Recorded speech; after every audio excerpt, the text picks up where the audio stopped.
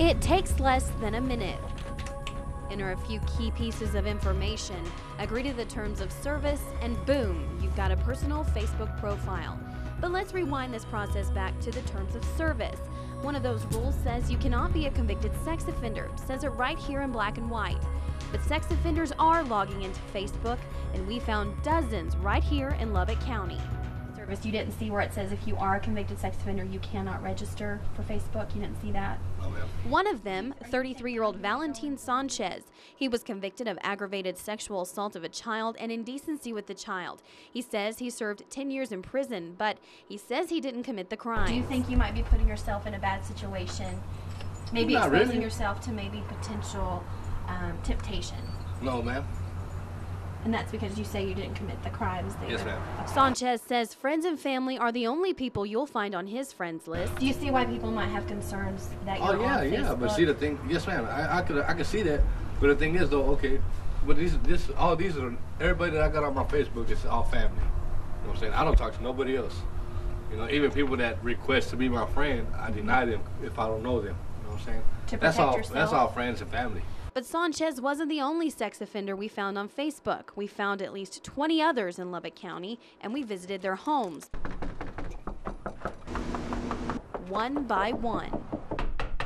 Just so we're clear, you're not using Facebook to prey on potential victims? No. 20-year-old Joseph Hubbard has a conviction of aggravated sexual assault of a child. It's a crime he says he spent 8 years in jail for. He uses Facebook, but says he does nothing inappropriate, and he's offended that some might think he is. Well, personally, I tell them to go screw themselves because I'm not that way. I'm not the person. I mean, everybody has their own freedom of thought, but me, in general, I'm not a bad person. I mean, you don't see me going around, peeking around corners at little kids, stuff like that. I don't do that stuff. I'm just a normal person. I'm a good person. I'm not a pervert. I'm not someone that targets little children. I'm a good person.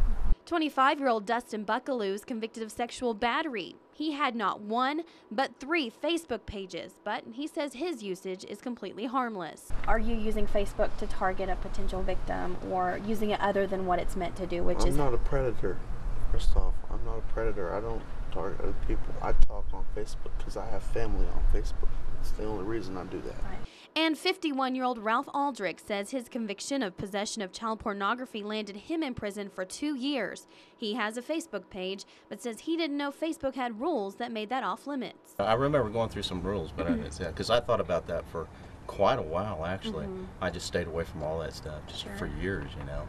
Aldrich says he uses Facebook to stay in touch with friends and family, and it's actually helped in his recovery, he says, by reuniting him with people from his past. No, it's not a temptation for me at all. I'm very careful. It's been a good tool for me. None of these men are violating their probation or parole by being on Facebook, but probation officer Jennifer Mora says it's still dangerous depending on the offender. For some offenders, it can be a significant concern. And we took that concern to Facebook and asked why so many sex offenders in Lubbock County had fallen through the cracks. But they refused to talk to us and instead only gave us this statement. Convicted sex offenders are prohibited from using Facebook. Once we are able to verify a person's status as a sex offender, we immediately disable his or her account and remove all information associated with it. While Facebook may not be able to keep all registered sex offenders off of their site, Mora says parents should take the extra step and make sure they know who their children are talking to.